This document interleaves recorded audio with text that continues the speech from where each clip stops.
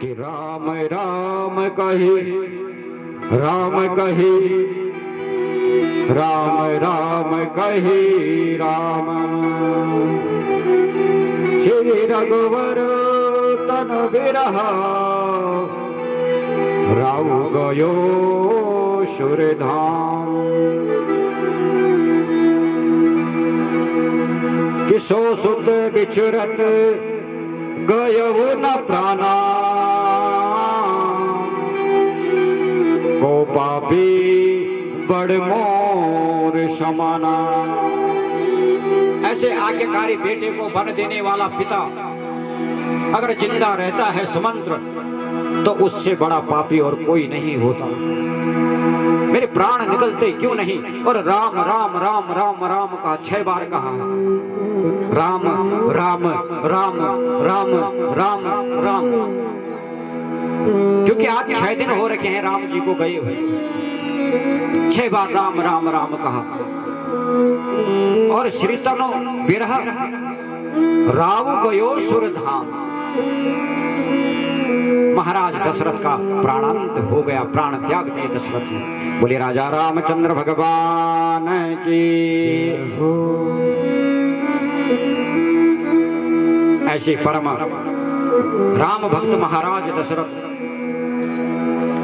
ऐसे परम राम प्रेमी महाराज दशरथ, रामचरण अनुरागी महाराज दशरथ को कोटि कोटि वंदन करते हैं। ऐसा गोस्वामी जी कह रहे हैं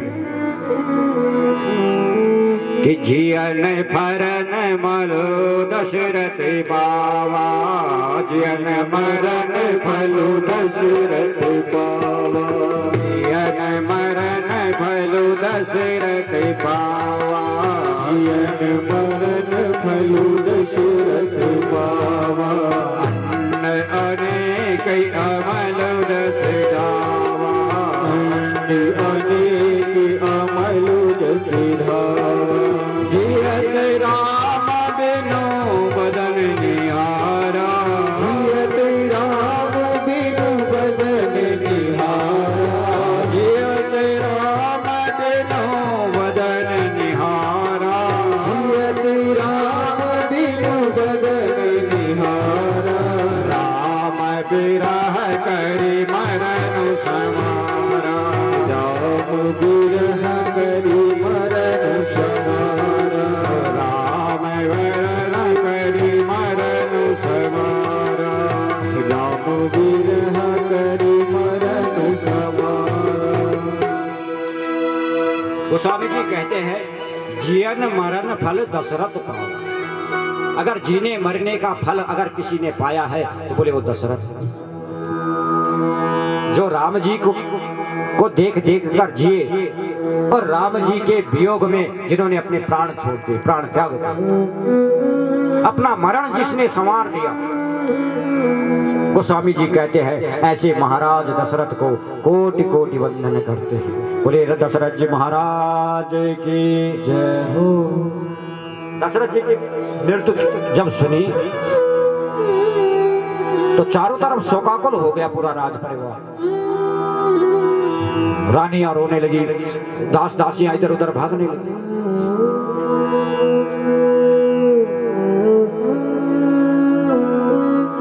आज दूसरा पहाड़ गिर गया है अयोध्या के ऊपर।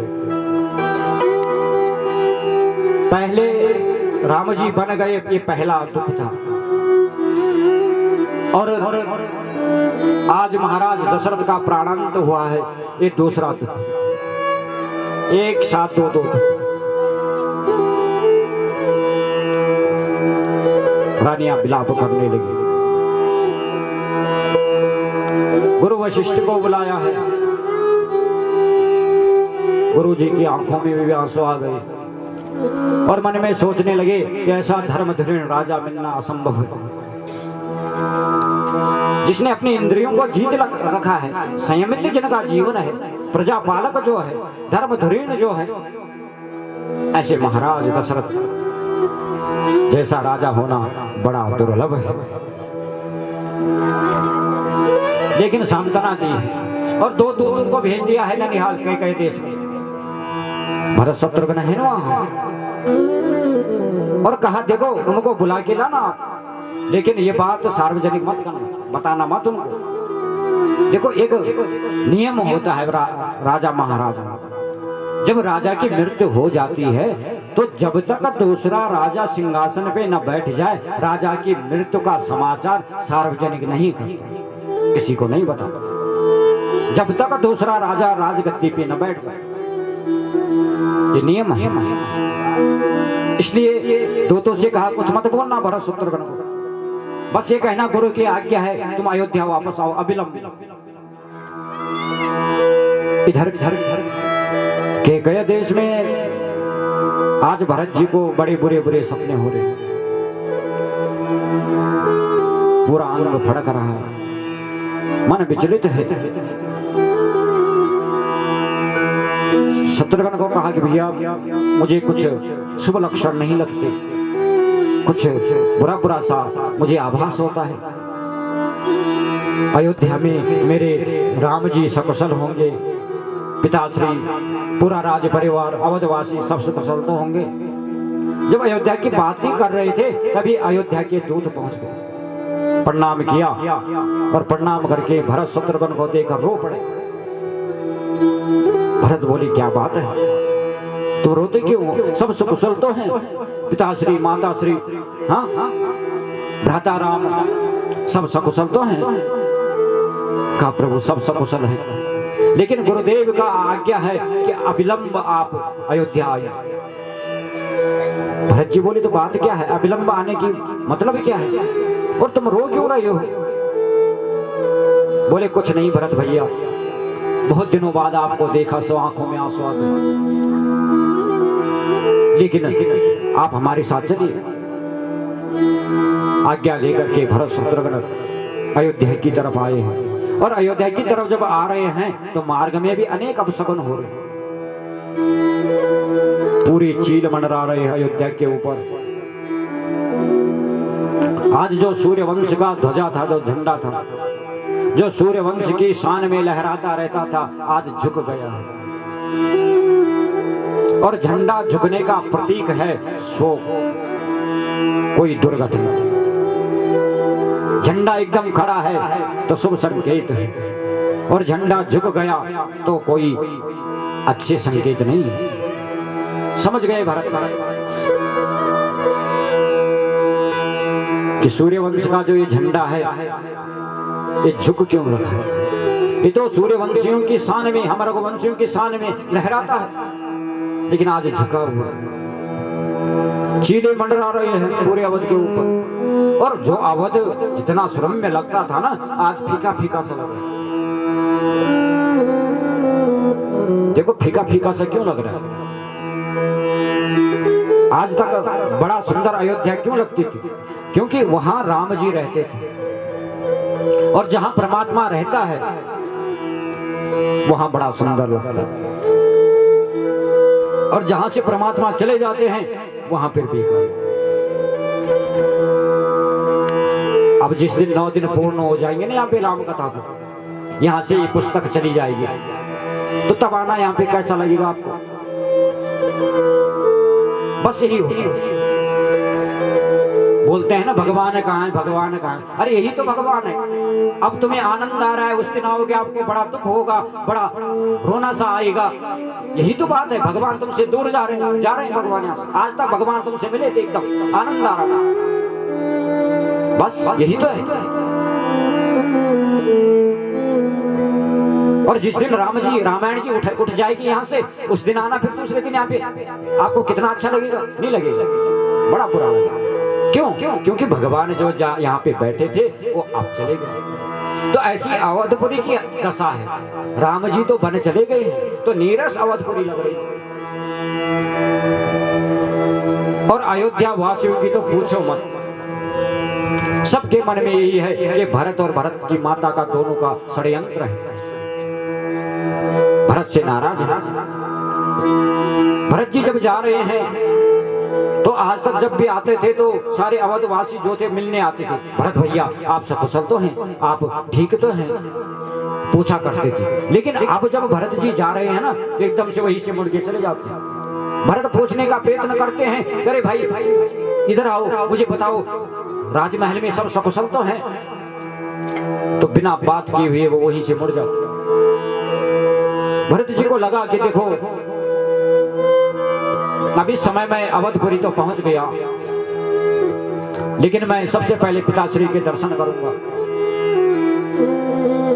और जो समय है, इस समय तो पिताश्री केकई के भवन में रहते हैं। ये समय उनका केकई के भवन में रहने का।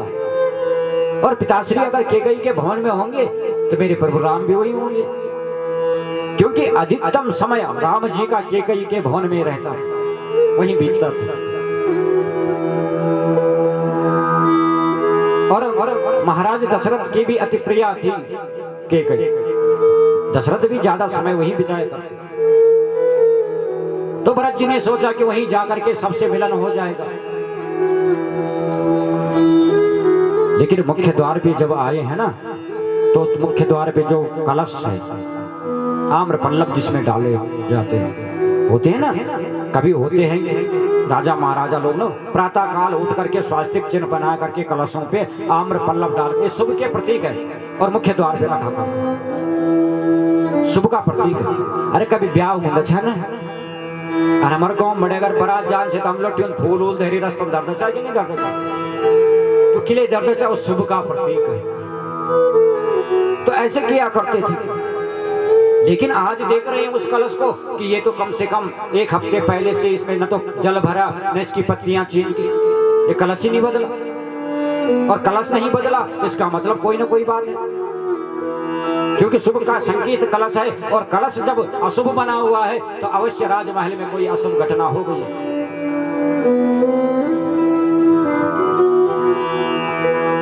महल में प्रवेश किया है भरत जी महाराज ने। इधर किए गए और जब मालूम लगा कि भरत आ गए हैं तो आरती की थाल सजा के आ गए। आओ बेटा भरत, आओ, तुम्हारा स्वागत है बेटा। सब सकुशल तो है ना? मार्ग में कोई परेशानी तो नहीं हुई? थकान तो नहीं लगी?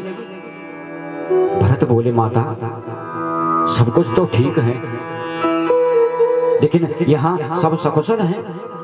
हाँ बेटा सब सकुशल है। तू वहां बता के गए देश में सब ठीक है ना, सब सकुशल है? माता सब सकुशल है, लेकिन तुम्हारे अलंकारों को क्या होगा? तुमने ऐसा वेश क्यों बना रखा है माता? तुम्हारे आभूषण कहां गए? पिताश्री कहां है? केकई ने आरती उतारी और कहा बेटा मैं बताती हूं।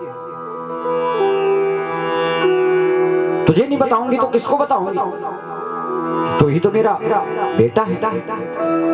कि तात बात में सकल सवारी, तात बात में सकल सवारी, है मंथरा वहाय विचारी, है मंथरा सहाय विचारी, है मंथरा सहाय विचारी, है मंथरा सहाय विचारी।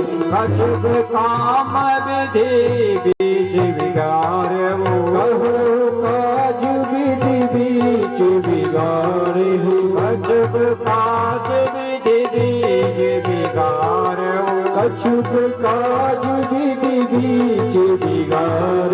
भूपति सुरपति पुरपति धार, भूपति सुरपति पुरपति धार, भूपति सुरपति पुरपति धार, भूपति सुरपति पुरपति धार।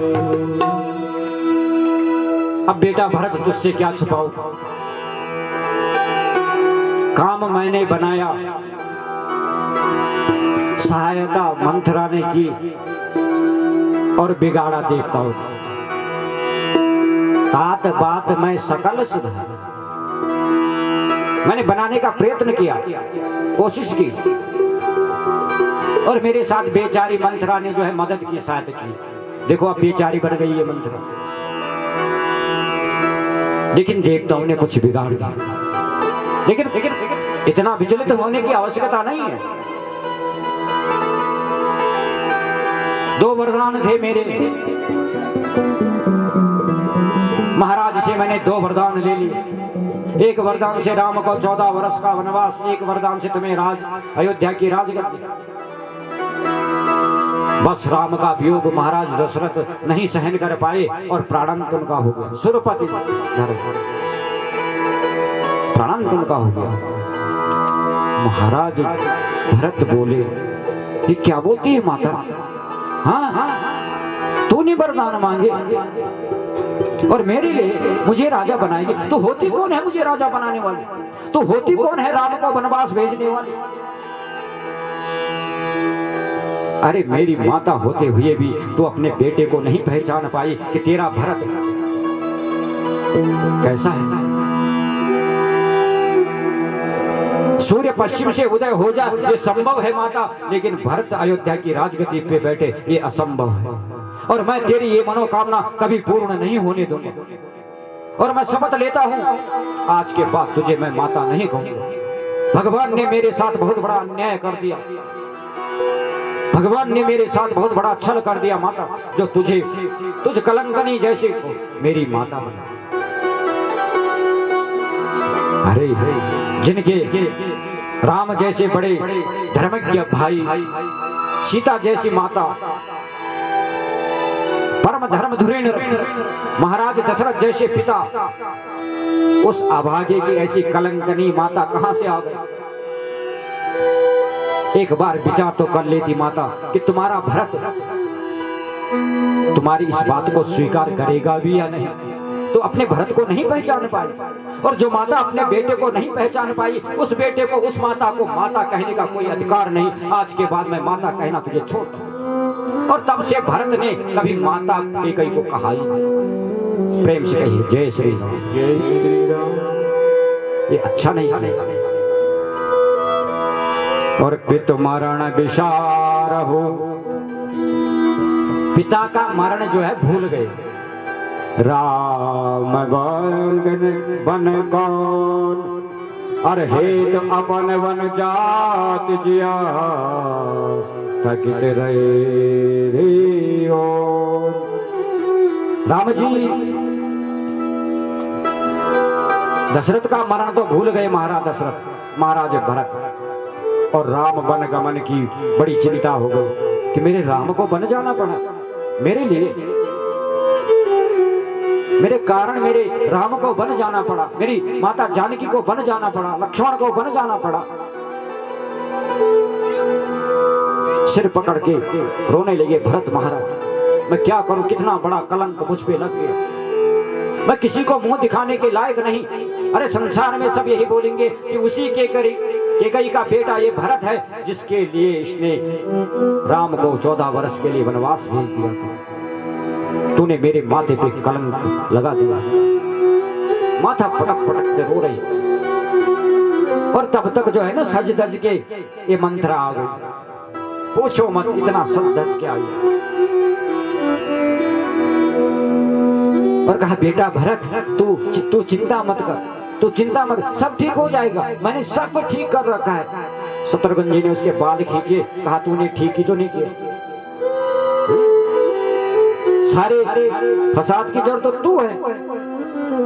एक लात की मारी, दीवार पे जाके गिर गया। बाल पकड़ करके घसीटने लगे तो भरत जी ने कहा नहीं भैया छोड़ दो, इसको मार के क्या फायदा, हमारे भाग्य में ही ये सब कुछ लिखा है, इसका कोई दोष नहीं, इसको छोड़ दो। लेकिन मैं अब क्या करूं? कौशल्या मैया के पास जाता हूं और मुझे लगता है कि कौशल्या मैया के पास जाकर थोड़ा मुझे शांति का अनुभूति होगी। और कौशल्या मैया क्या सोच रही होगी मेरे बारे में? कहीं उनकी बुद्धि में भी ये बात तो नहीं आ रही होगी कि मेरे ही अनुमोदन से राम जी को वन जाना पड़ा। अगर भरत ही ना होता तो ये राजगद्दी वाली तो बात ही नहीं होती। कहीं ये भाव माता कौशल्या के मन में तो नहीं होगा? कैसे मैं माता कौशल्या के सामने जाऊं, कैसे मैं खड़ा हूं? अरे कैकेयी तूने मुझे कहीं का नहीं छोड़ा। और जाकर के सीधे कैकेयी के कौशल्या मैया के महलों में गए। राम जी जब बन गए हैं, महाराज दशरथ का प्राणांत जब हुआ है, तो महारानी कौशल्या बेहोश हो गई और बेहोश होकर के अपने पलंग पे लेटी। अरुंधति आदि ऋषि पत्नियां वहां हैं, वो समझा रहे हैं। और जब सुना कि भरत आ गए तो एकदम से कौशल्या अपने पलंग से खड़ी हुई और जाकर के भरत को अपने सीने से लगाया, झंझोड़ दिया। कहा कोई बात नहीं, मेरा राम यहाँ नहीं तो मेरा एक दूसरा राम है, ये मेरा राम है दूसरा, अपने सीने से लगा दिया। भरत जी राम माता के चरणों में गिरे और कहा माँ इतनी बड़ी बात मत बोल, मैं पातक, राम की संज्ञा मुझे दे रही है, मेरे कारण माता ये सब कुछ हुआ है और कैकेयी के द्वारा ये सब कुछ हुआ है, इसके लिए माता मुझे क्षमा कर। माता कौशल्या बोली बेटा भरत, कैकेयी का इसमें कोई दोष नहीं है, कैकेयी सर्वदा निर्दोष है। तो ऋषि पत्नियां बोली ऐसा क्यों बोलती हो महारानी, कैकेयी का ही तो दोष है, उसी ने तो सब ये कराया है, फिर क्यों बोलती हो कि कैकेयी का दोष नहीं। कहा मैं सत्य कहती हूँ, अगर कैकेयी के अंदर कोई भी दोष होता, कोई भी अवगुण होता तो कैकेयी भरत जैसे बेटे को कभी जन्म नहीं देती, भरत जैसे महात्मा को की माँ कभी नहीं बनती। इसलिए कैकेयी तो सर्वदा निर्दोष है, ये तो कर्म के लेख भाग्य की बात है, इसमें किसी को दोष नहीं दे। माता मैं सत्य कहता हूँ शपथ लेके कि किसी बालक की हत्या, किसी गाय की हत्या, किसी संत की हत्या करने का जो पाप लगता है वो पाप मुझे लग जा माता, जो राम वनवास में मेरा कैकेयी के साथ थोड़ा सा भी मंतव्य रहा होगा। सत्य सत्य कहता हूं मैं माता, सोते हुए बालक, सोते हुए व्यक्ति की हत्या कर देना, गर्भ में पल रहे बच्चे की हत्या कर देना, इनसे जो पाप लगता है माता वो मुझे लग जाए, भरत को लग जाए। अगर भरत का राम वनगमन में कोई मंतव्य रहा होगा, कोई मंतव्य मेरा नहीं है माता। हृदय से माता कौशल्या ने भरत जी को लगाया है और कहा अरे पगले तू ऐसा क्यों बोलता है, कौन तुझसे इतना बुलवा रहा है, तुझे किसी प्रकार की दुख करने की, कष्ट करने की आवश्यकता नहीं। इधर गुरु वशिष्ठ आए हैं, भरत जी को समझाया। पिता के शरीर को जब भरत ने देखा तो कहा पिताजी आपने बहुत जल्दी कर दी, अरे मुझे आने दिया होता, और भरत अगर यहाँ उपस्थित हो जाता तो न कभी राम बन जाते और न कभी आपका मरण होता। प्रतीक्षा नहीं कर पाए थोड़ी सी, आपने बहुत जल्दी कर दी, मुझे क्षमा कर दो, और मैं तो क्षमा के योग्य भी नहीं हूं पिताश्री। अंतिम क्रिया की है महाराज दशरथ के मृत शरीर की, और अब एक शोक सभा बैठी, सभा होती है ना, हम लोग तो नहीं करते लेकिन करते हैं प्लेन से, बहुत लोग करते हैं, और उसमें ऐसा होता है जिसको पगड़ी रस्म बोलते हैं, हम लोग नहीं करते, करते हैं। तो सारे बैठे हैं, राज परिवार सारा, भरत शत्रुघ्न आदि, गुरु वशिष्ठ जामाली वामदेव आदि बड़े बड़े मनीषी, कुछ मर्यादित पर्दे के पीछे राज्य की नारियां बैठी है, महारानियां बैठी हैं।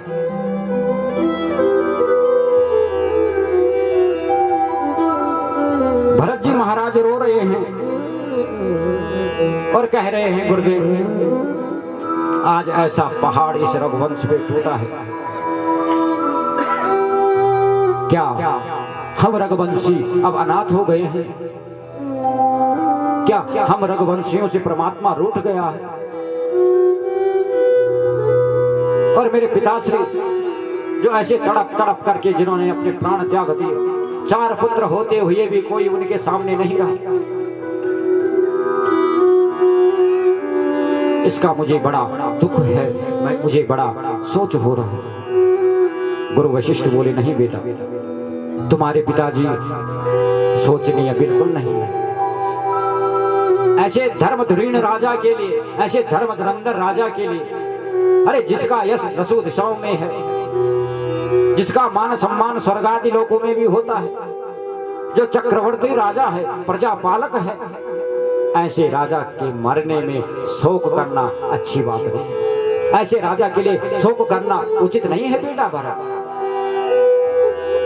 तो बोले फिर शोक किसके लिए करना चाहिए कि सोचनीय विप्रभेद विहीना तज निज धर्म विषय लवलीना। बोले किसके लिए सोच करो? तो बोले सोचिए विप्र जो वेद विहीना, ब्राह्मण कुल में जन्म लिया और ब्राह्मण कुल में जन्म लेकर वेद वेदांतों का अध्ययन नहीं किया। ज्ञान लेना ज्ञान देना ब्राह्मण का धर्म है। ब्राह्मणस्य देहो हम न सुखम च कदार्चना। ब्राह्मण का काम है अपना सुख नहीं, समाज का सुख देखना। वेदों को पढ़ना, वेदों का ज्ञान औरों को देना, ये ब्राह्मण का धर्म है। दान लेना और दान देना, केवल लेना ही धर्म नहीं है, दान देना भी धर्म है। और जो ऐसा नहीं करता, जो विषय लव लीना, जो विषयों में लीन है, 10-10 पुत्र होगी, 4-4 पत्नी धरी थी, विषयों में लीन है, तो ऐसा ब्राह्मण कुल में जन्म लेकर अगर उसकी मृत्यु होती है तो मरने के बाद वो शोचनीय होता है। उसके लिए शोक करना चाहिए, ऐसे राजा के लिए नहीं करना चाहिए। और सोचिए निर्पति जो नीति न जाना, यही न प्रिय प्रजा प्राण समाना। और उस राजा के लिए सोच करना चाहिए, वो राजा मरने के बाद सोचनीय है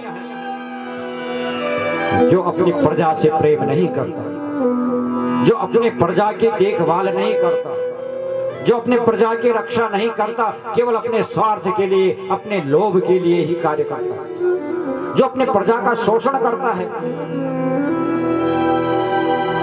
ऐसा राजा मरने के बाद सोचनीय है। और सोचिए वयस कृपण धनवानो, जो नहीं अर्पित शिव भगति जानो। और वयस बनिया जिसको बोलते हैं, वैश्य बनिया, बोले इस बनिया का धर्म है कि एक दुकान बनाई दूसरी दुकान भी बना लो, दूसरी दुकान बनाई तीसरी भी बना लो, ये उसका धर्म है। लेकिन करे ईमानदारी से। आज 500 रुपए कमाए, कल 1000 रुपए कमाए, ईमानदारी से, ये उसका धर्म है।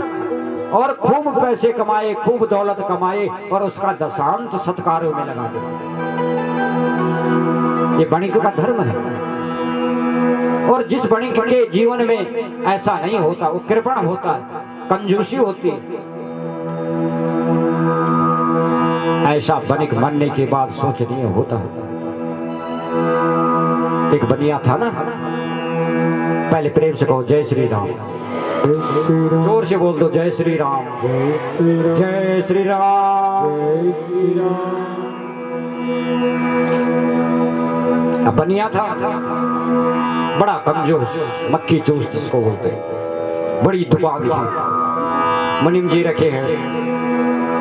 आज मन में आया कि मुनिम जी और मैं जो है यही खीर खाएंगे, खीर बनाएंगे, खीर खाएंगे। कहा मुनिम जी देखो, बोले राजा रामचंद्र भगवान, ये कब जरा बात मान के लिए डिस्टर्ब होगा थोड़ा। मुनिम जी को कहा कि देखो आज रात को आप भी घर नहीं जाओगे और मैं भी घर नहीं जाऊंगा, ऐसे करते हैं आज दुकान में ही खीर बनाएंगे और सुंदर से दोनों खीर खाएंगे। अरे हमेशा कमाया है ये, कितना कमाया कितना समाया। हाँ मुनिम जी बोले इतना दिलदार तो नहीं है ये जो खीर खिला दे। हाँ पर मुझे ये लगता है कि ये खुद भी आज भूखा सोएगा और मुझे भी भूखा सुलाएगा। अब देखो मालिक है, हाँ तो बोलना पड़ेगा। हाँ जी की नौकरी, ना बोलता है तो नौकरी से छुट्टी। क्यों मुनिम जी क्या सोच रहे हो? नहीं नहीं मालिक, मालिक आप बहुत बढ़िया कह रहे हो। हाँ जी आप अच्छा कह रहे हो, ठीक है ठीक है, आज खीर खाइए। तो कहा लो पैसे लो, बाजार जाओ और बाजार से तुम दूध चावल केसर काजू बादाम सब ले आओ। अरे हम वैसे वैसे नहीं है, सुंदर खीर खाएंगे। ठीक है मालिक। अब बाजार में गए मुनिम जी, सारा सामान लेकर के आ गए, खीर बनाने लगे। खीर बड़ी सुंदर बन रही है, उसमें काजू बादाम आदि पड़े हैं, केसर डाल दिया, बड़ी सुगंध आ रही है खीर की।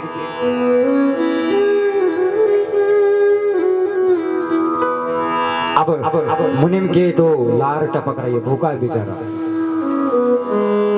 इधर बनिया जो है ना, इसके मन में आया कि देखो चावल मेरे, दूध मेरा, केसर बादाम मेरे, हाँ सारा सामान मेरा, और खाएगा ये मुनिम। लेकिन मैं भी ऐसी नहीं हूं, कल सुबह दुकान में अपने बच्चों को बुलाऊंगा और उनको खिला दूंगा, मुनिम को तो मैं ऐसे लटका दूंगा। ऐसा सोचने लगा। अब मुनिम जी ने बना दी खीर, कहा बस मालिक अब तैयार है खीर, अब खा लेते हैं। कहा नहीं मुनिम जी अभी नहीं खानी खीर, ऐसे करो खीर की बड़ी सुगंध तो आ रही है, थोड़ा बाहर रख दो पतीली को, खीर की पतीली को, और उसके ऊपर ढक्कन रख दो, ऊपर से कपड़ा बांध दो, और रात की ठंडक ओस जब उसमें गिरेगी ना तो और भी स्वादिष्ट हो जाएगी, और फिर खा लेंगे। मुनिम बोला मैंने तो पहले ही सोच लिया था कि ये वैसे मुझे भूखा मारेगा, ये कहाँ खीर खिलाने वाला। अरे जिसने आज तक एक गिलास पानी नहीं पिलाएगा खीर खिलाएगा ये? हाँ क्या सोच रहे हो मुनिम जी? नहीं मालिक ठीक बोल रहे हो, ठीक है करता हूं। बाहर रख दिया पति, ढक्कन रखा, कपड़ा बांध दिया। कहा मुनिम जी अब ऐसा करते हैं, देखो तुम भी सो जाओ मैं भी सो जाता हूं, और रात को सपना जिसको उच्च कोटि का होगा, जिसका सपना उच्च कोटि का होगा वही खीर खाएगा। तो मुनिम बोला कि मालिक आप ही खीर खाओ। अरे मैं कहाँ छोटा मोटा आदमी, मेरे सपने कहाँ उच्च होंगे, मेरे भी तो छोटे ही होंगे। आप बड़े आदमी, आपके सपने बड़े, और मुझे मालूम है आपको ही सपने बड़े होने हैं, इसलिए आप ही खीर खा लो, और मुझे घर जाने दो, घर में तो खाना खाऊंगा। नहीं मुनिम जी एकदम निर्णय होगा, न्याय होगा, हम ऐसा नहीं करेंगे, हम तो न्याय करेंगे हमसे। अब रख दी खीर बाहर, एक पलंग पे ये बनिया लेट गया, एक पलंग पे मुनिम जी लेट गए। अब देखो ये बनिया तो कई बार सो रखा है भूखा, आदत है इसको, तो कंजूस है ना, तो कभी कभी आता है कि जो आप खाना है कल खाएंगे, एक दिन का खाना बच जाएगा। मुनिम जी गरीब हैं लेकिन भूखे कभी नहीं सोए, और जो व्यक्ति कभी भूखा ना सोया होगा उसको बिना खाए हुए नींद कभी नहीं आएगी। मुनिम जी अब इधर को पलटते, इधर को पलटते, इधर नींद नहीं आ रही, भूखे पेट चूहे कूद रहे, उधर से खीर की सुगंध भी आ रही है, रहा भी नहीं जा रहा। और इधर जो बनिक था ये तो सोते ही लेटते ही जो है ना खर्राटे मारने लगा। मुनिम बोला देखो मैंने जो सोचा था वही हुआ, मुझे भूखा ही सोना पड़ा। अब ये तो इसको तो आदत है, अब भूख से जो है पेट में चूहे कूद रहे हैं। अब मन में विचार आया कि छोड़ो नौकरी चली जाए तो चली जाए, कोई बात नहीं, पर ऐसा करता हूँ चुपचाप कटोरी में थोड़ी सी खीर निकाल करके पी जाता हूँ, इसको क्या पता लगेगा कि खीर कितनी थी। अब गया कटोरी ली, कटोरी में खीर डाली और पी गया। अब भूखा अलग से, खीर बड़ी स्वादिष्ट, बड़ी सुगंध आ रही है, तो एक कटोरी से तो उसकी तृप्ति हुई नहीं। अब मन में सोचा कि दूसरी भी पी लो, तीसरी भी पी लो, चौथी भी पी लो, और ऐसे ऐसे करके सारी खीर पी गया। और ऊपर से पतीले में पानी डाला और उसको धोया और उसको भी पी गया। बोले राजा रामचंद्र भगवान की। अब जब पी गया तो फिर से पतीले में ढक्कन रखा और कपड़ा बांधकर सो गया। अब सोचा कि कल नौकरी ने तो जाना ही है, निश्चित बात है, तो कोई बात नहीं, आराम से सो जाऊंगा। अब पलंग पे जैसे ही लेटा, अब तो पेट भर गया तो नींद आ गई। प्रातः काल हुई, ये बनिया आया, मुनिम जी उठो, अरे दिन निकल आया अभी तक सोए हो? हाँ मालिक, हाँ बस उठ गया। हाँ, हाँ। अच्छा बताओ तुम्हें क्या सपना हुआ? कहा मालिक आप ही बताओ सपना, आप बड़े हैं, पहले आप बताओ आपको क्या सपना हुआ। कहा अरे मुनिम जी पूछो मत, मेरा सपना था मैं जब यहां से गया पलंग पे सोया तो पलंग पे सोते ही इंद्र के 4 पार्षद आ गए पालकी लेकर और मुझसे कहा कि चल स्वर्ग में, इंद्र ने तुझे बुलाया है और देवराज इंद्र बूढ़ा हो गया है, तुझे उसने धर्मपुत्र मान लिया है और अब के बाद अब आज से तू इंद्रासन पे बैठेगा, इंद्र वहां का राजा होगा। जी मालिक ऐसा हुआ? कहा हाँ मुनिम जी, और मैं पालिक नहीं मुनिम जी, मुझे पूरा बताओ। ऐसे नहीं तो कहा मालिक अब मैं क्या बताऊं, मुझे तो बहुत बुरा सपना हुआ। आप पलंग पे लेट गए, सो गए थे, मैं भी जैसे ही लेटा तो एक काला काला सा व्यक्ति आया रात्रि को, हाथ में डंडा उसका, बड़े बड़ी आंखें उसके, बड़े बड़े दांत, और उसने आते ही मेरी पीठ पे एक डंडा मारा। मैं एक तो मालिक एकदम बैठ गया, क्या करता। उसने मुझसे पूछा इस पतीली में क्या है? मैंने कहा इसमें खीर है। उसने मुझसे पूछा क्यों रखी है? मैंने कहा मालिक की आज्ञा है। मालिक ने कहा सुबह पीएंगे। उसने एक डंडा मेरे पे और मालिक और कहा चल खड़ा हो। बस क्या करता मालिक, मैं डर गया, इतना दर्द हो रहा था, इतना तेज उसके डंडे से लग रहा था। मेरे को कहा कटोरी पकड़, मैंने कटोरी पकड़ कर निकाल खीर निकाली और खीर निकाली तो काफी कहा मैंने नहीं नहीं मैं अपने मालिक के साथ अन्याय नहीं कर सकता। अरे नमक खाया है मैंने अपने मालिक का। बस मालिक जब मैंने ये कहा तो फिर से उसने डंडा, मैं तो डर के मारे क्या करता, चुपचाप उस कटोरी को पी गया। जब उस कटोरी को पिया तो फिर से कहा दूसरी कटोरी निकाल, अब इसको भी पी। और क्या करता मालिक, मैंने सारी खीर पी, सारी खीर मुझे पिला गया। अच्छा अरे तो तूने मेरे पास आके कहना था, मुझे बताता, मैं देखता उसको कैसे उसने तुझ पे डंडे मार दिए, कैसे उसने तुझे खीर पिला दी। आया था मालिक, पहले आपके पास आया था, तो आया था तो मुझे जगाना था ना। अरे मैं आया था लेकिन आप अपने पलंग पे थे ही नहीं, आप तो इंद्रासन में राजा इंद्र के यहाँ राजा बने हुए थे। बोले राजा रामचंद्र भगवान की। तो कहने का अभिप्राय है कंजूसी नहीं होनी चाहिए, वणिक के जीवन में कंजूसी नहीं होनी चाहिए। और जो कंजूस होता है हे भरत, मरने के बाद वो सोचनीय होता है।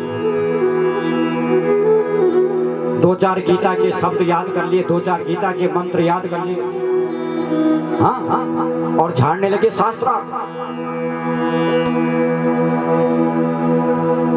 तो ज्ञान पचाना और धन पचाना, ज्ञान है ब्राह्मण के लिए, ब्राह्मण कितना ज्ञानी है ये तोल नहीं सकते होते, और वणिक कितना धनवान है ये भी नहीं तोल सकते। ब्राह्मण धन को नहीं बचा सकता और वणिक ज्ञान को नहीं बचा सकता। कि सोचनिया नहीं कौशल राऊ, सोचनिया नहीं कौशल राऊ, सोचनिया नहीं कौशल राऊ,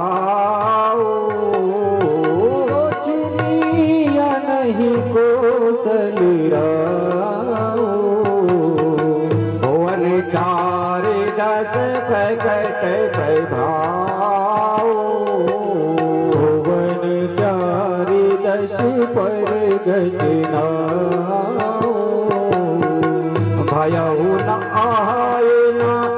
अब होई हारा भयउ न आईना अब होई हारा। भूप भरत जस पिता तुम्हारा भूप भरत जस पिता तुम्हारा।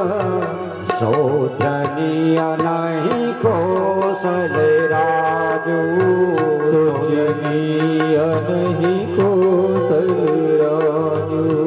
सोचनीय नहीं कौशल राजू सोचनीय नहीं कौशल राजू।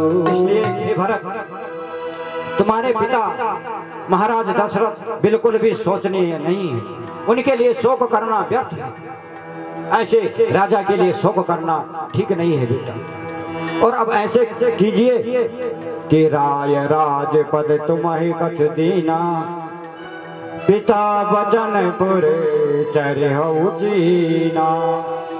अब एक बेटा तो आज्ञा पालन करने के लिए वन चला गया, अब एक बेटा का कर्तव्य है वो अयोध्या की राजगद्दी पे बैठे। पिता की आज्ञा है, एक बेटा आज्ञा पालन करने के लिए गया है, अब आपकी बारी, आपको अयोध्या की राजगद्दी महाराज दशरथ दे गए। जब सुना तो महात्मा भरत बोले, गुरुदेव आप भी मेरे कलेजे में छेद करते हो।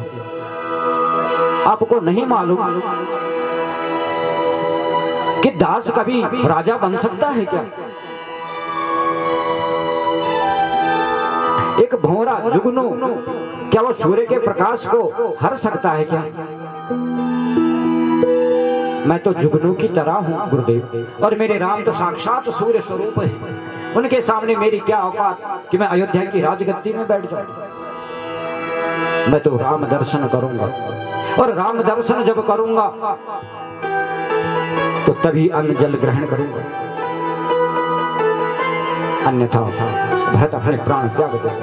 और मैं तो और कुछ भी कर दूं, लेकिन कहीं मेरे राघव को बुरा लग जाए, इसलिए अपने आप को संयमित कर चुका हूं, संयमित कर रहा हूं। गुरुदेव बोले कि देखो बेटा, ये बात हम तुम्हारी मानते हैं, तुम्हारे भावों को भी जानते हैं, लेकिन अब महाराज की आज्ञा है, राम 14 वर्ष के लिए वनवास चले गए हैं, तो तुम्हारा भी कर्तव्य है कि महाराज की आज्ञा का पालन करें। बोले कौन सी आज्ञा, किस आज्ञा की बात करते हो? बोले आपको अयोध्या का राज्य दिया है। तो बोले अयोध्या का राज्य मुझे मिला है ना, लेकिन मैं पूछता हूं मेरी माता कैकेयी ने पहला वरदान क्या मांगा था? तो पहला वरदान तो मांगा था, दीजहु एक बर भरत ही टीका, भरत को टीका दे दो एक वर्ष। तो कहा नियम के अनुसार, गुरुदेव क्षमा चाहता हूं, नियम के अनुसार जब तक पहला वरदान पूरा नहीं होता दूसरा वरदान पूरा होने का कोई मतलब नहीं। अरे मुझे आने दिया होता, मुझे राजगद्दी पे बैठने दिया होता, और तब राम को वनवास भेजना, क्योंकि वो दूसरा वरदान था। और मैं अगर अयोध्या में आ जाता, अयोध्या की राजगद्दी पे बैठ जाता, तो एक राजा होने के नाते मैं घोषणा कर देता कि मेरी राजगद्दी पे मेरे राम ही विराजमान होंगे और मैं उनके चरणों का दास रहूंगा। आपको ऐसी बात कहने में गुरुदेव थोड़ा अनुचित है। आप मैं तो राम दर्शन करूंगा,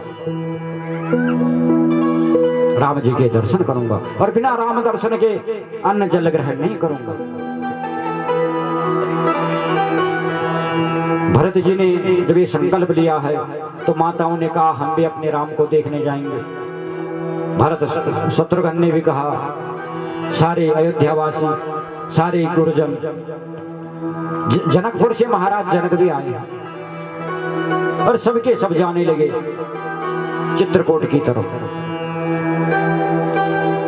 महाराज महात्मा भरत का मन तो विकल हो रखा, अनेक प्रकार के भाव उनके मन में आ रहे हैं कि राम से मिलने तो जा रहा हूं, कहीं मेरा राम मुझे मोह न लगाए, कहीं मेरा राम मुझसे नाराज न हो। किस मुख से मैं अपने राम को मिलने जाऊं। और कभी मन में आ रहा है कि मेरा राम मुझे धुतकार भी दे, तो भी मैं अपने राम के चरण पकड़ लूंगा। और जो मेरे राम के चरण पकड़ लेता है, मेरा राम उसको फिर छोड़ता नहीं, क्षमा कर देता। कभी ऐसे भाव आ रहे हैं मन में भरत जी महाराज के। कुछ पालकी में बैठे हैं, कुछ रथ पे बैठे हैं, कुछ हाथियों पे बैठे हैं, और भरत जी तो पैदल ही जा रहे हैं। और देखो, पैदल जाने का अभिप्राय है शरणागत। भगवान के द्वार पे, भगवान के मार्ग पे जो सबसे सरल मार्ग है वो है पैदल शरणागत। और जो शरणागत के मार्ग पे जाता है उसको भगवान के पहले दर्शन। देखो, चित्रकूट में गए ना भरत जी, राम जी के दर्शन किए। अब राम जी के दर्शन तो कर लिए, सारे अयोध्यावासी भी थे, गुरुजन भी थे, सारे गुरुजन भी थे, और मिथिलापुर से महाराज जनक भी थे। लेकिन सबसे पहले दर्शन जो हुए वो भरत को हुए। राम जी के दर्शन जो हुए थे वो भरत जी को हुए थे, इनको बाद में हुए थे। तो इनको क्यों बाद में हुए थे? क्योंकि शरणागति के पथ पे भरत जी चल रहे पैदल पैदल। आंखों में आंसू गिर रहे हैं, बड़े भाव कुभाव मन में भर रहे हैं कि भरत चले चित्रकूट रामा, राम को मनाने। भरत चले चित्रकूट रामा, राम को मनाने। भरत चले चित्रकूट रामा, राम को मनाने। भरत चले चित्रकूट रामा, राम को मनाने। भरत चले चित्रकूट रामा, राम को मनाने। भरत जी के साथ हम सब भी चित्रकूट चले प्रभु राम से मिलने। बड़े भाव से तालियों की सेवा करते रहिए। भरत चले चित्रकूट रामा, राम को मनाने। भरत चले चित्रकूट रामा, राम को मनाने। राम को मनाने, अपने भैया को मनाने। राम को मनाने, अपने भैया को मनाने। राम को मनाने, अपने भैया को मनाने। राम को मनाने, अपने भैया को मनाने। भैया को मनाने, अपनी मैया को मनाने। राम को मनाने, अपने भैया को मनाने। ओ भरत चले चित्रकूट रामा, राम को मनाने। भरत चले चित्रकूट रामा, राम को मनाने। जय श्री राम।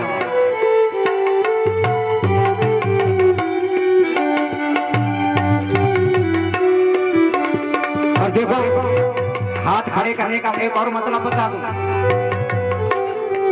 हाथ खड़े करने का एक मतलब ये भी है कि अगर भगवान तक हम न पहुंच पाए, भगवान तक हमारी आवाज न पहुंच पाए, भगवान तक हमारी दृष्टि न पहुंच पाए, बोले हाथ खड़े करके राम जी बोल दो तो हम सर्वस्व वहीं पहुंच जाते हैं। जय श्री राम।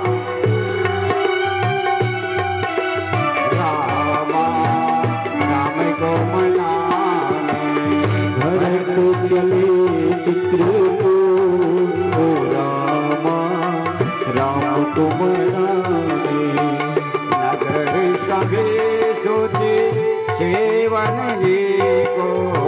नगर तवे सुचि सेवन लीजो। नगर सभी सोचे सेवन को। नगर तवे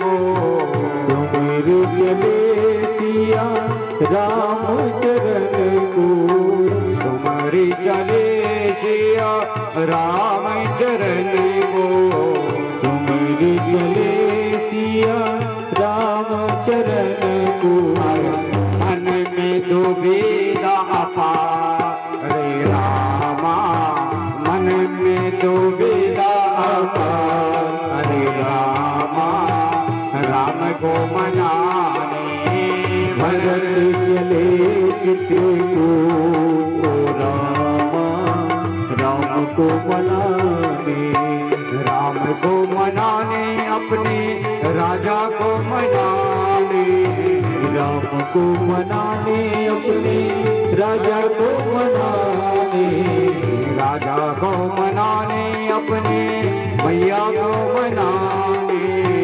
राजा को मनाने अपने भैया को मनाने भर गए चित्र को रामा राम को मनाने भरत चले चित्रकूट रामा राम को मनाने भरत चले चित्र को रामा राम को मनाने भरत चले चित्रकूट रामा राम को मनाने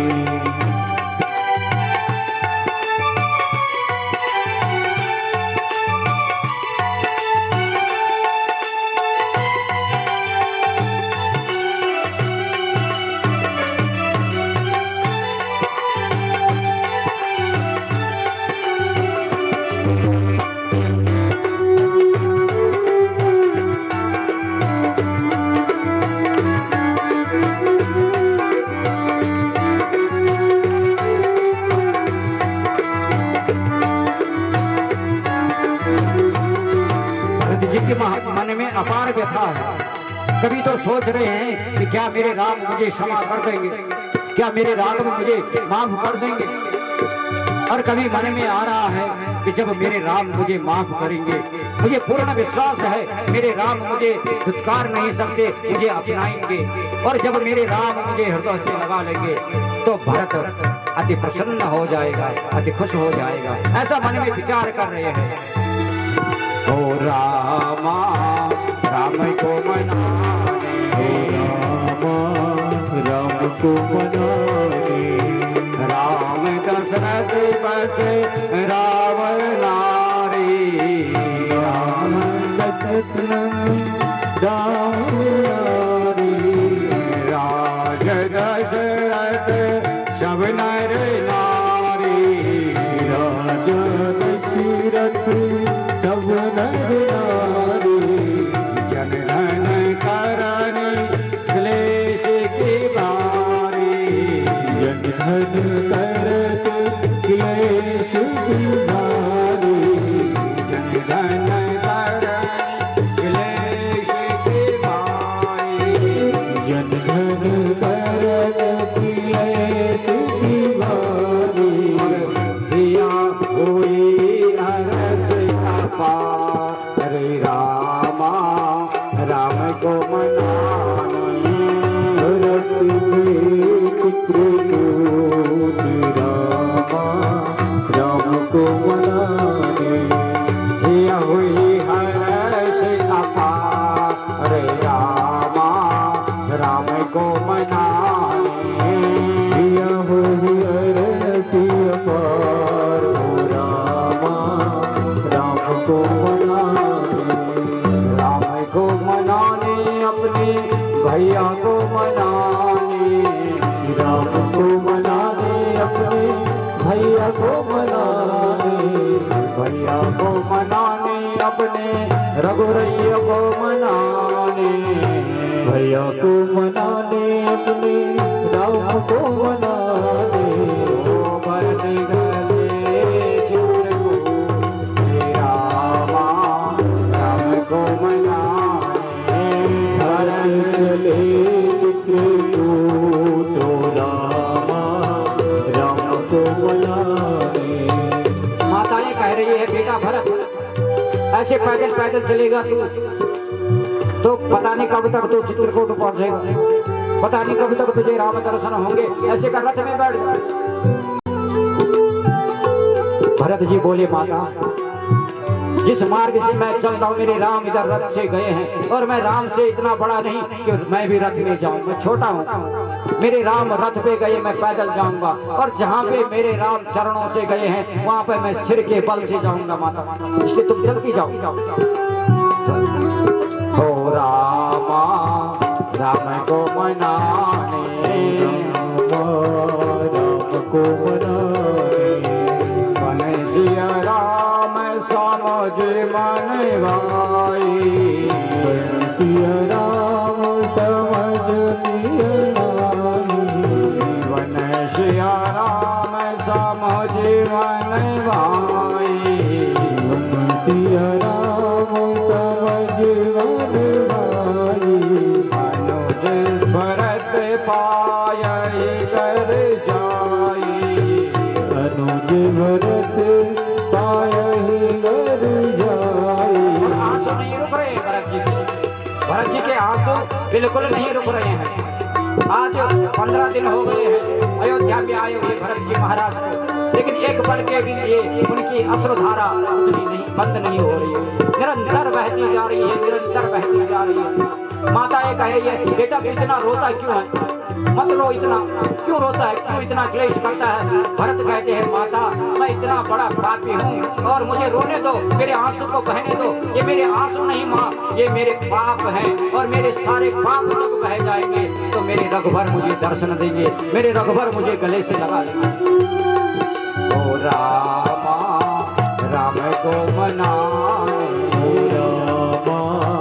राम को मनाने, बन सिया राम समझ मन भाई, बन सिया राम समझ मन भाई, बन सिया राम समझ मन भाई, बन सिया राम समझ मन भाई, अनुज भरत पायहु पर छाई, अनुज भरत पायहु पर छाई, अखियन आंसू अपारे रामा राम को मन।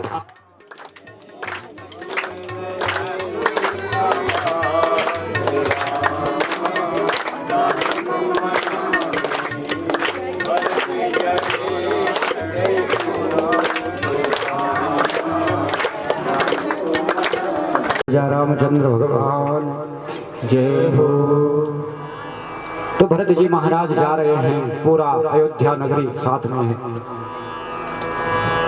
प्रथम करहु तमसा निवास, तमसा नदी के किनारे प्रथम रात्रि को पूरे अवधवासी है विश्राम किया। श्रृंगबेर में गए, और श्रृंगबेर में जैसे ही आए हैं निषाद राजगुह ने देखा कि भरत तो भारी सेना लेकर के वन को प्रस्थान कर रहा है, और मुझे लगता है कि केकई से गलती हुई होगी जो उसने केवल 14 वर्ष के लिए राम को वन मांगा है, और भरत चाहता होगा कि जीवन पर्यंत राम वन को रहे ताकि मैं निष्कंटक राजा बन सकूं, और इसी कारण लगता है राम को मारने के लिए पूरी सेना ले जाना। लेकिन मेरे होते हुए भरत को मैं राम तक नहीं पहुंचने दूंगा। या तो भरत को हमसे युद्ध करना पड़ेगा, या हमारे शरीरों के ऊपर, सबों के ऊपर से जाना पड़ेगा।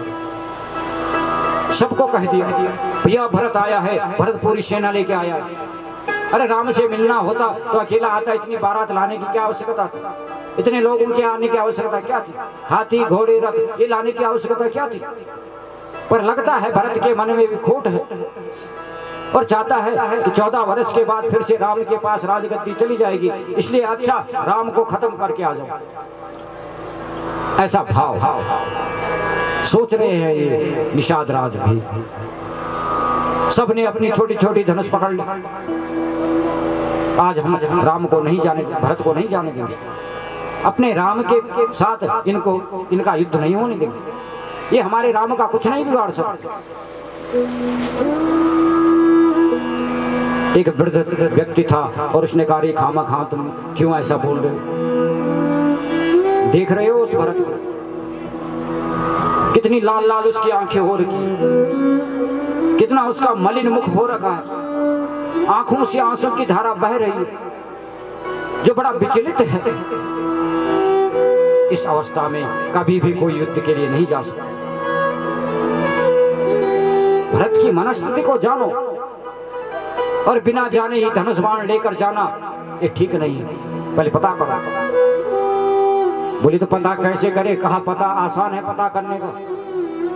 एक पात्र में पशु पक्षियों का मांस पका के ले जाओ और एक पात्र में शुद्ध भोजन बना के ले जाओ और भरत के आगे प्रस्तुत कर दो। अगर भरत पशु पक्षियों का मांस खावे तो पक्की बात है भरत युद्ध के लिए जा रहा है, क्योंकि तामसी प्रवृत्ति है।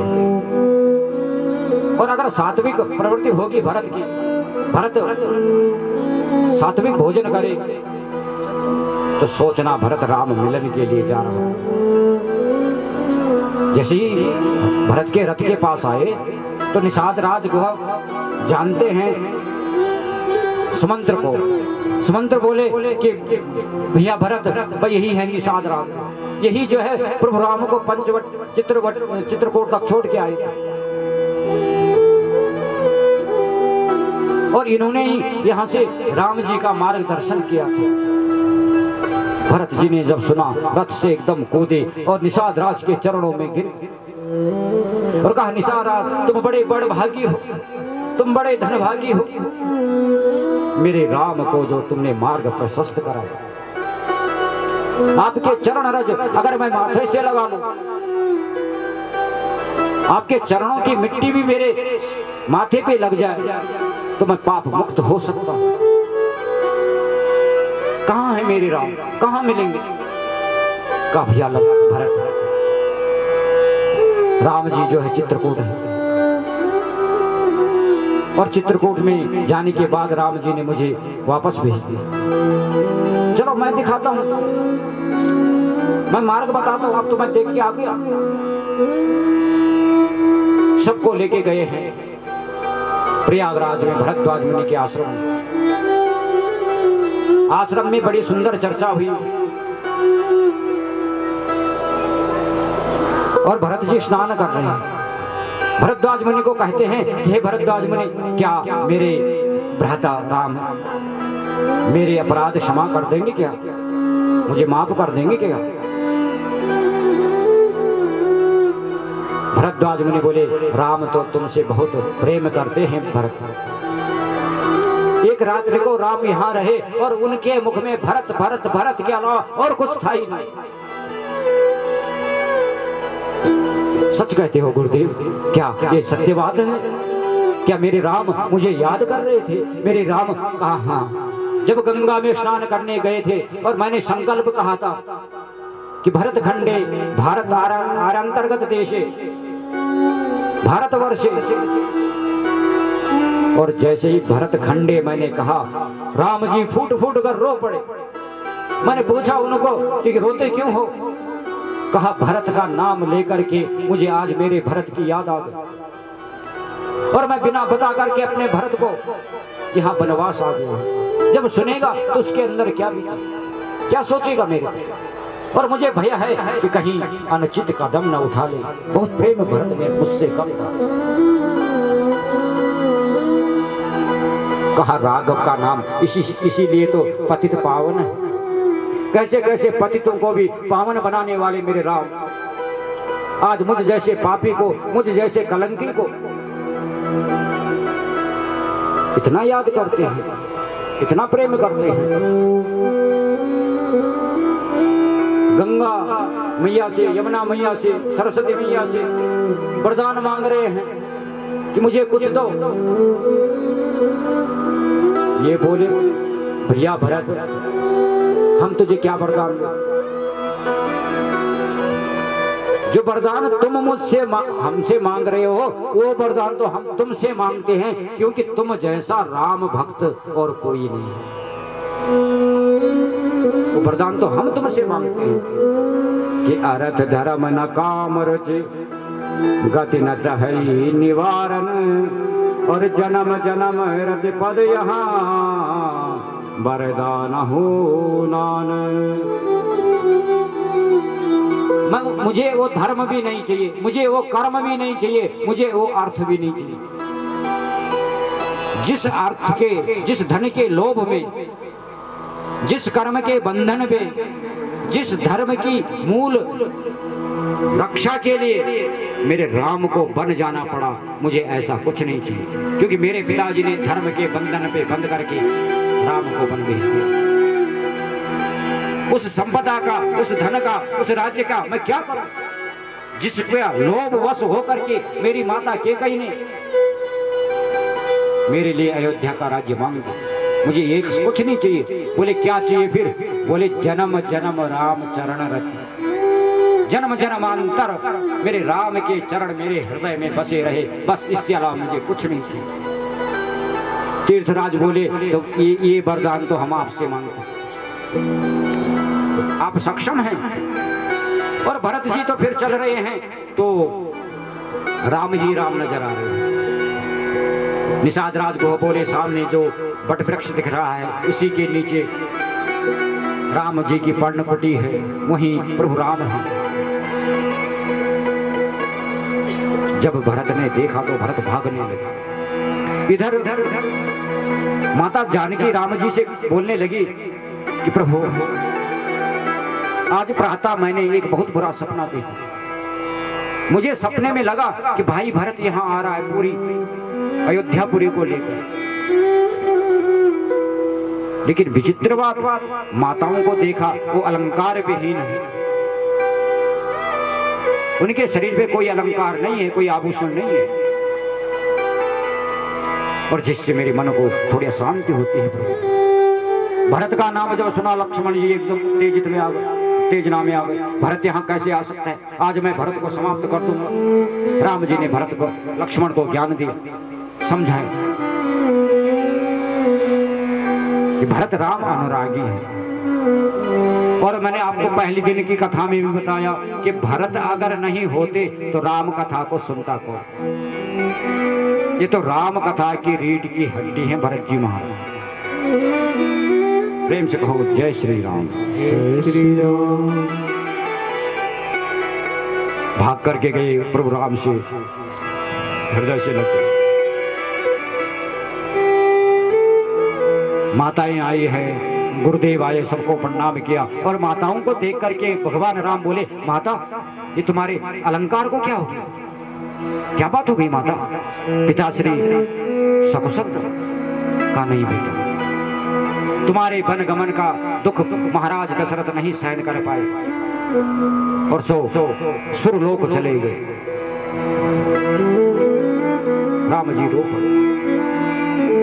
भरत तू बड़ा भागी है, कम से कम तेरे सामने तो पिताजी का प्राणांत हुआ है, कम से कम मरते समय तूने तो पिताजी के दर्शन किए हैं। क्षमा करना, मैं भी तब वहां पे उपस्थित नहीं था। राम जी और रो पड़े। जिन पुत्रों के लिए इतना मोह राजा का, मृत्यु के समय कोई सामने ही नहीं। बालों की मिट्टी से जो है ना पिंड बनाए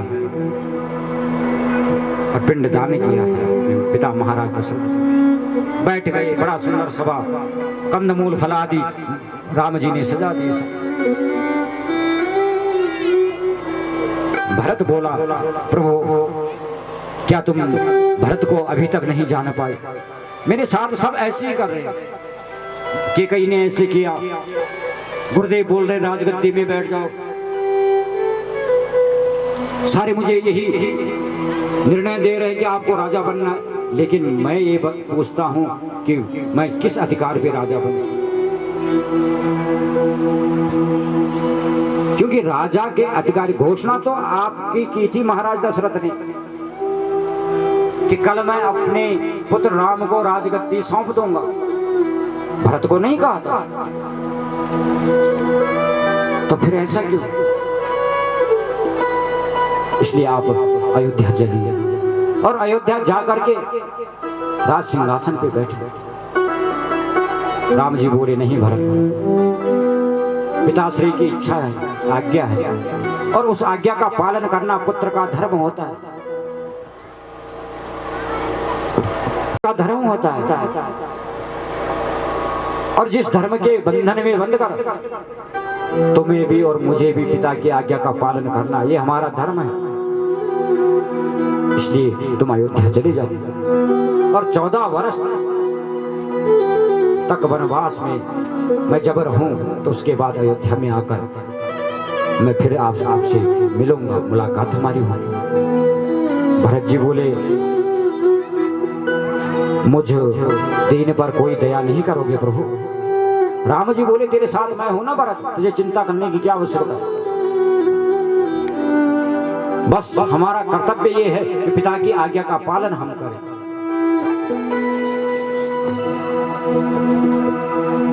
तो कहा, ठीक है, मैं आपकी आज्ञा को श्रद्धा कर, लेकिन मैं सिंहासन पे नहीं बैठूंगा। आप ऐसी कृपा कीजिए कि अपनी चरण पादुका मुझे दे दीजिए। इन चरण पादुकाओं को पूज करके, इनको स्वयं राम समझ करके, राम जान करके मैं नित्य रोज इनका पूजन किया करूंगा। और जो भी मुझसे हो सकेगा मैं राजकाज में काम बटाऊंगा, हाथ बटाऊंगा। भगवान राम ने अपने चरण पादुकाएं दे दी है भरत जी महाराज को। इधर जनक जी महाराज आए और माता जानकी को हृदय से लगा, और कुल पवित्र किए ही दोनों। अपनी बेटी सीता को बोल रहे हैं महाराज जनक कि बेटी, आज मैं धन्य हो गया, तूने दोनों कुल को पवित्र कर दिया, दोनों कुलों का नाम रोशन कर दिया है, नाम ऊंचा कर दिया है। किसकी बहू है? रघुवंशियों की। किसकी बेटी है? मिथिलेश राजा की। बड़ा नाम कर दिया बेटा, मैं गदगद हो गया। भरत जी ने चरण पादुकाएं अपने सिर में रखी है और बार बार मुड़ करके राम जी को देख रहे। 2 कदम चल रहे हैं, फिर से पीछे मुड़ते हैं, फिर से राम जी को देखते हैं और फिर से आगे चलते हैं कि राम भक्त ले चला रे राम की निशानी। राम भक्त ले चला रे राम की निशानी। राम भक्त ले चला रे राम की निशानी। राम भक्त ले चला रे राम की निशानी। शीश पर खड़ा और अखियन में पानी। राम भक्त ले चला रे राम की निशानी। राम भक्त ले चला रे राम की निशानी। राम भक्त ले चला रे राम की निशानी। राम भक्त ले चला रे राम की निशानी। राम भक्त ले चला रे राम की निशानी। राम भक्त ले चला रे राम की निशानी।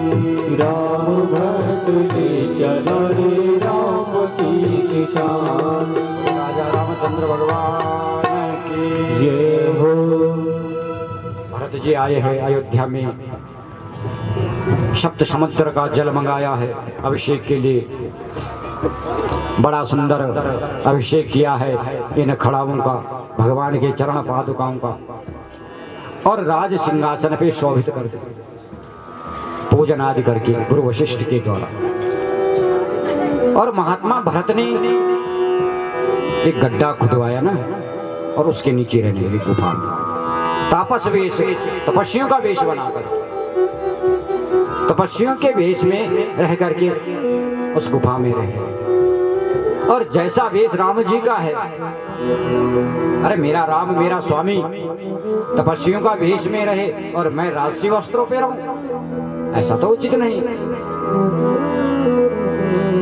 लक्ष्मण की पत्नी, लक्ष्मण जी ने जाते समय कह दिया कि ध्यान रखना, कभी भी आंखों में आंसू नहीं आनी चाहिए। 14 वर्ष तक तुम्हारी आंखों में मैं आंसू नहीं देखना चाहता। स्तब्ध है एकदम। दीपक जला के रखा है, एकदम दीपक को देख रही है बैठ। श्रुत कीर्ति समाधि में। और 14 वर्ष तक अयोध्या में न तो किसी बालक ने जन्म लिया और 14 वर्ष तक अयोध्या में न किसी का मरण हुआ। सबने संयमित जीवन जिया, सब राममय हो गए।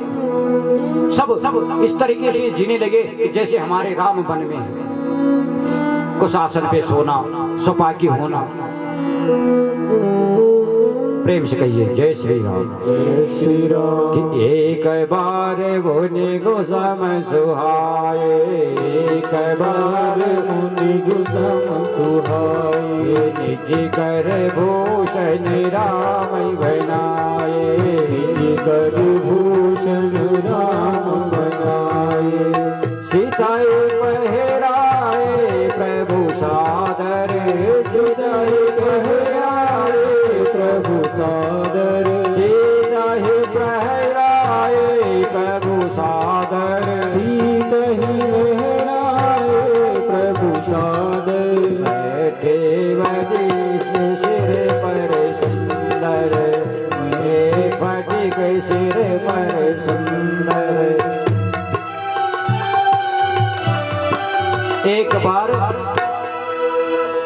एक बार राम जी जो है, देखो यहाँ से अरण्य कांड में हम प्रवेश कर गए। और अरण्य कांड में तो छोटी छोटी इतनी सुंदर सुंदर कथाएं हैं जो हमारे जीवन उपयोगी है।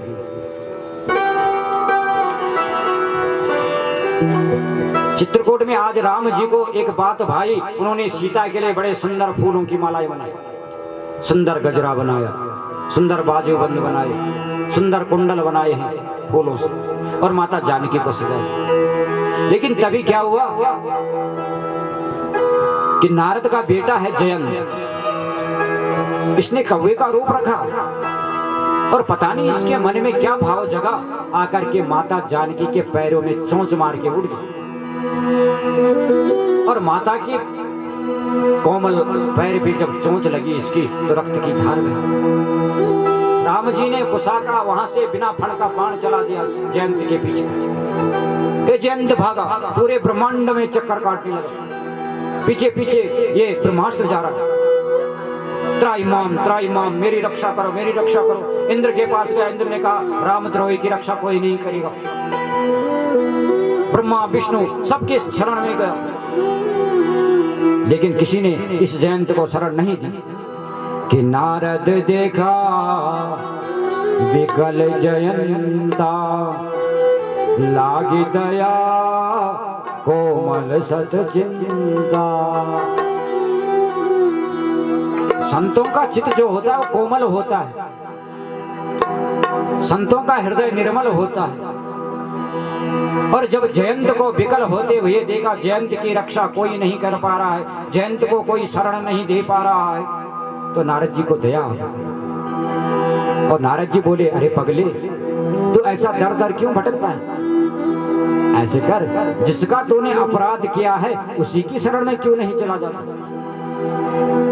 उसकी शरण में जाएगा, वो भक्त वत्सल है, वो शरणागत को शरण देते हैं। तेरा कल्याण अगर हो सकता है तो उन्हीं की शरण में जाकर के हो सकता है, अन्यथा तेरी रक्षा कोई नहीं कर सकता। जयंत उड़ करके और माता जानकी के चरणों में गिर गया। राम जी के चरणों में जब गिरा तो देखो, प्रणाम करना तो आता नहीं ना, कौवे का रूप रखा है। अब प्रणाम करना नहीं आता, प्रणाम उल्टा प्रणाम कर रहा है राम जी को।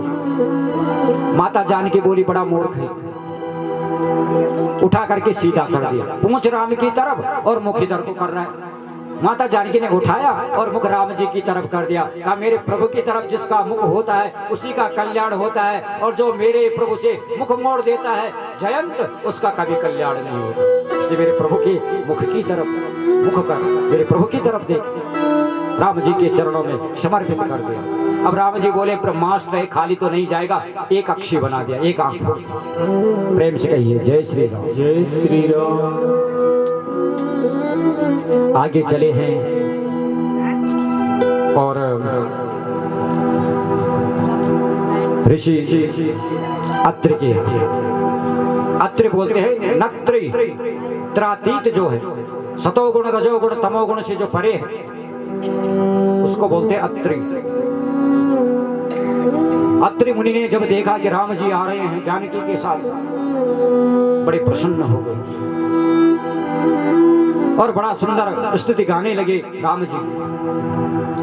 नमामि भक्त वत्सलम, नमामि भक्त वत्सलम, नमामि भक्त वत्सलम, कृपालु शील कोमलम, कृपालु शील कौशलम, भजामि ते पदाम्बुजं, भजामि ते पदाम्बुजं, अकामिना सदामदं, अकामिना सदामदं, नमामि भक्तवत्सलं, नमामि भक्तवत्सलं, नमामि भक्तवत्सलं, नमामि भक्तवत्सलं, निकाम श्याम सुंदरम भवासुनाथ मंदरम, राम श्याम सुंदरम भवासुनाथ मंदरम, प्रफुल्ल कंजलोचनम, प्रफुल्ल कंजलोचनम, अगाय दोष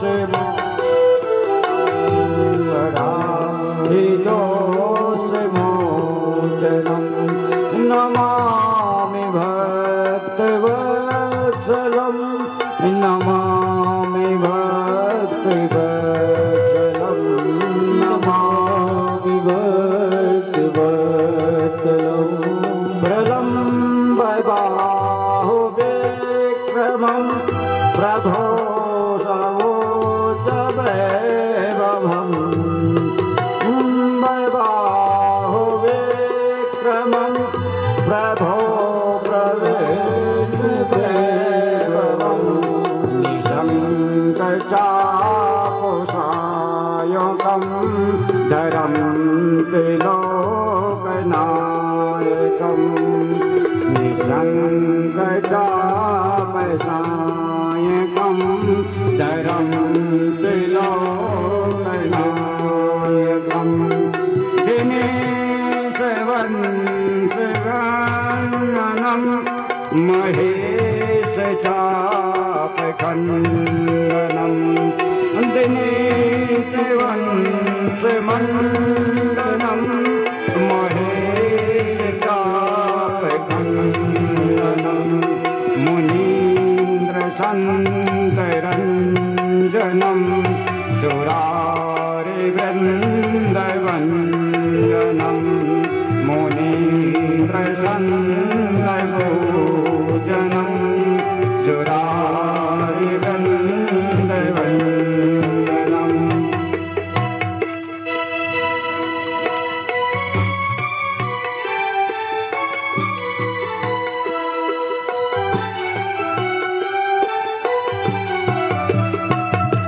भगवान बोल रहे हैं, प्रभु आप धनुष बाण, आपके धनुष बाण किस लिए हैं?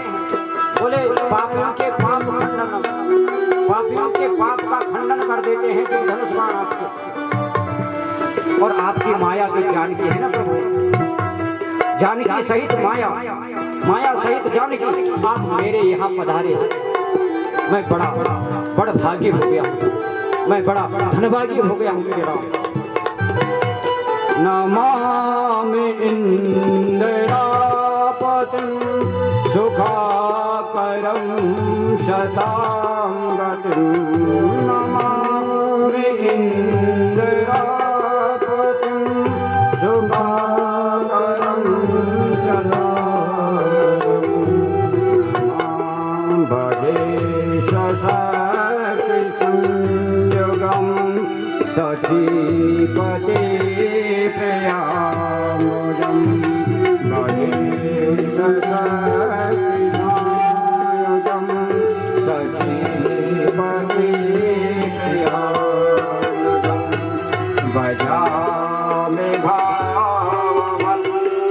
सर्वं योगिनां सुखैर्वरं स्वभक्तकल्पपादकं समं सदेवन्यहं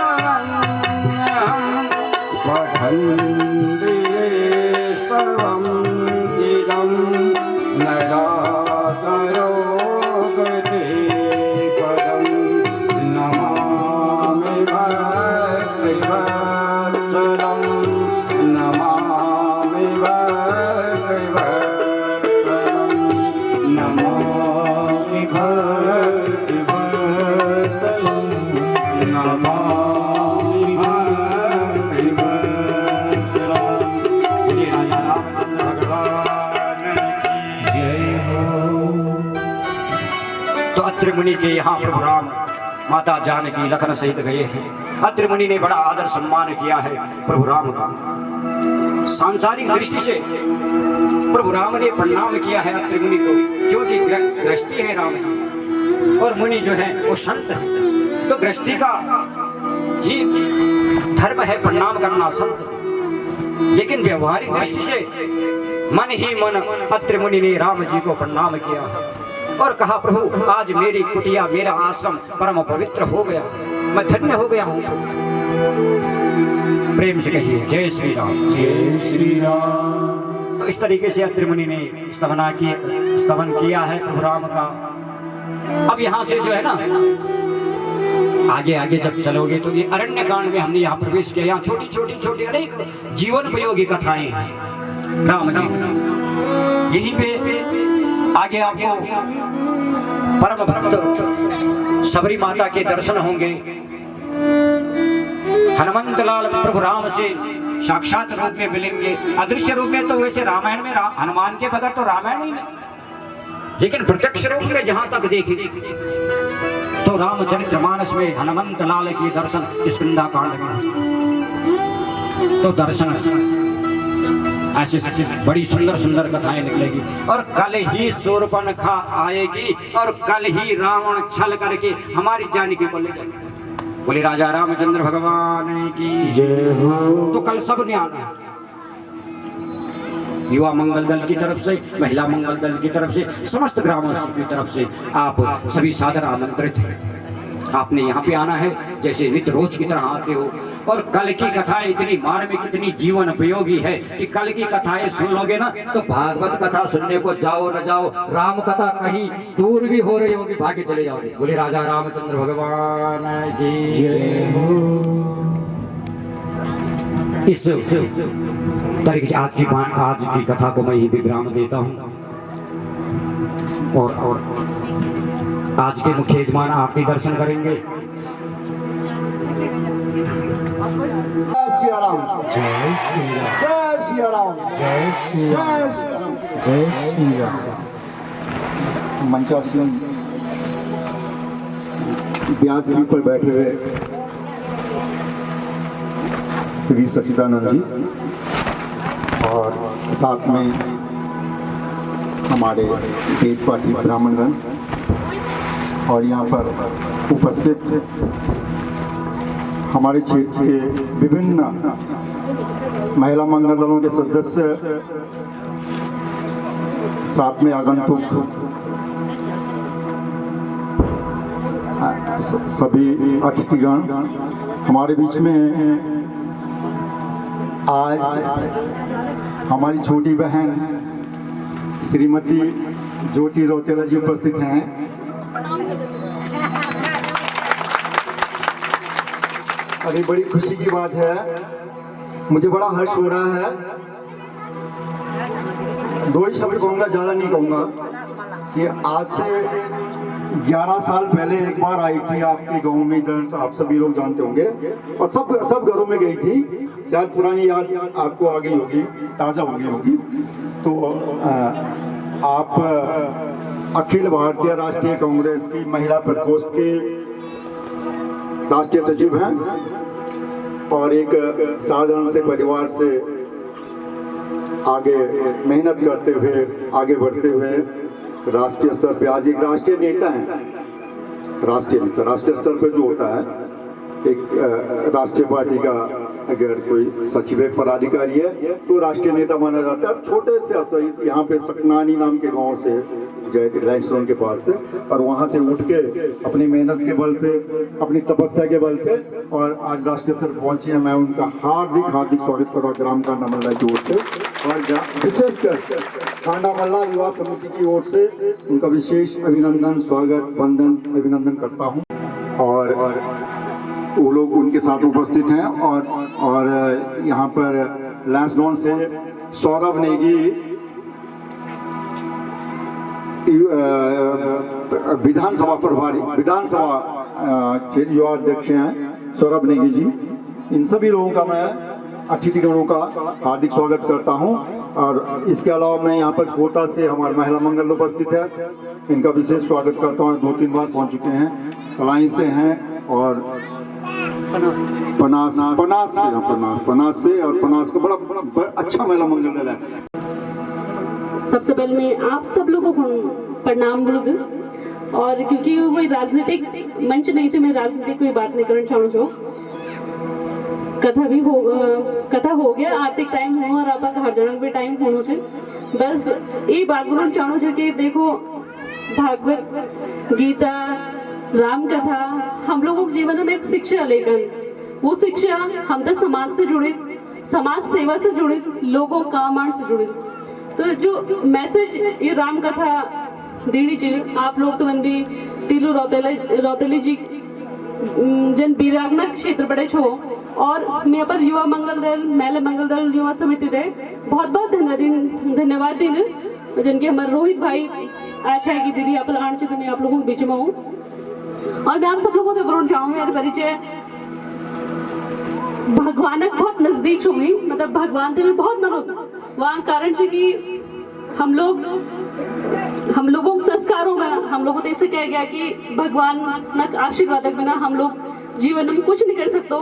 और मैं आप लोगों को जरूर बोलना चाहते कि भगवान का आशीर्वाद से हम तो जो हम लोग इंसान जीवन में छो, और हम सब लोगों से एक दूसरे समाज प्रति कुछ ना कुछ सहयोग जरूर देना चाहिए, क्योंकि ये भगवान से नहीं, भगवान आप जो हम लोग आज ये कथा हमारे ब्यास से बहुत औलाते ये एक मैसेज है कि समाज में आपस में बहुत सब चीज होती है। हम जब गांव में होते तो आपस में लड़ाई भी हो, झगड़ा भी हो, प्यार प्रेम भी हो, लेकिन सबसे बड़ी चीज जो होती जो हमारे गढ़वाल में जो हमारे क्षेत्र में वो है आपसी भाईचारा, एक दूसरे का सहयोग, जो बुजुर्ग लोग शिवों सहयोग, जो हमारा बड़ा लोग शिवों सम्मान, यो एक मैसेज जो कोई भी कथा दिन है, जो भगवान दिनी, और जो हम लोगों के बीच में जो हमारे भगवान परिवार का संस्कार चाहिए कि हम लोगों से हमेशा एक दूसरे का सहयोग करते हुए अगले बढ़ना चाहते।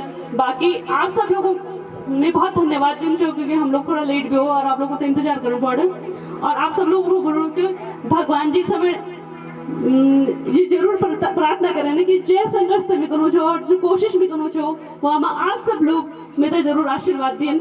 मैं आप लोगों के बीच एक बेटी छो, आप लोगों के बीच एक बहन छो, और जरूर सोचें ई बार की ज्योति रौतेला हमारी बेटी जी, हमारे भूली जी, हमारे दीदी जी, और अपर आशीर्वाद मेरे बीच में जरूर रखें। धन्यवाद।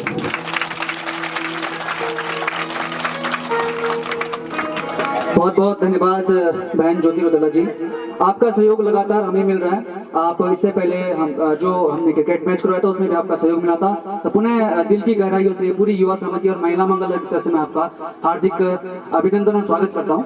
खैर, बात राजनीति की है, राजनीति पार्टी जुड़ी हो तो उन्होंने अपनी बात कहनी। विरोधी हूँ पहाड़ों में, लेकिन जिस तरह से हमारे पहाड़ वीरान हो रहे हैं, तो इस हमारे गाँव में जो बुजुर्ग लोग हैं उनकी देख रेख के लिए लोग नहीं बचे हुए, तो मैं पुनः उनका इस कार्यक्रम के लिए जी स्वागत।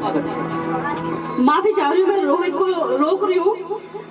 उन्होंने बोला एक परिचय वृद्धाश्रम और वृद्धाश्रम के विरोधी हैं। मैं भी वृद्धाश्रम के विरोधी हूँ। मैं कभी नहीं चाहती कि मैं वृद्धाश्रम खुलूं, लेकिन वृद्धाश्रम खुलना कारण बता देना आप लोगों को।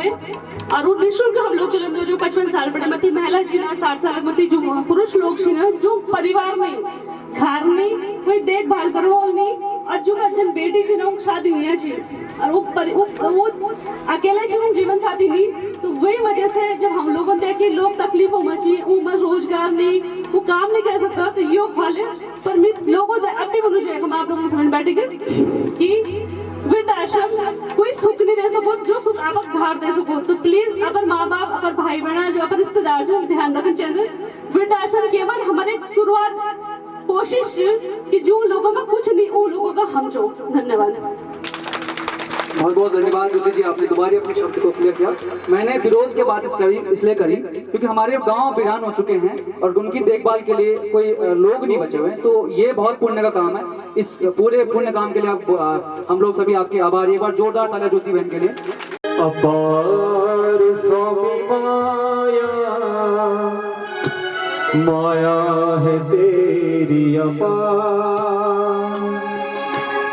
अपार स्वामी माया, माया है तेरी अपार, अपार स्वामी माया, माया है तेरी अपार, अपार स्वामी माया, माया है तेरी अपार, अपार स्वामी माया, माया है तेरी अपार। हिलनी के बेरों को खाया था वन में, हिलनी के बेरों को खाया था वन में, हिलनी के बेरों को खाया था वन में, हिलनी के बेरों को खाया था वन में। तज करके आचार विचार माया अपार स्वामी, तज करके आचार विचार माया अपार, अपार स्वामी माया, माया है तेरी अपार, अपार स्वामी माया, माया है तेरी अपार।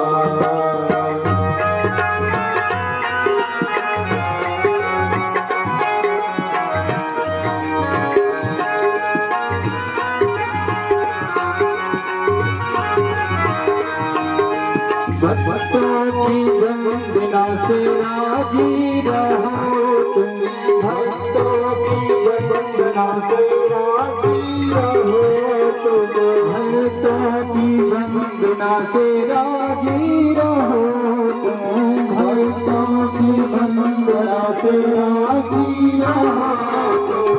नारी अहिल्या से नारी माया अपार स्वामी, अहिल्या सिनार माया अपार, अपार स्वामी माया, माया है तेरी अपार, अपार स्वामी माया, माया है तेरी अपार। राधा सी रानी को छोड़ा था वन में, राधा सी रानी को छोड़ा था वन में, राधा सी रानी को छोड़ा था वन में, राधा सी रानी को छोड़ा था वन में।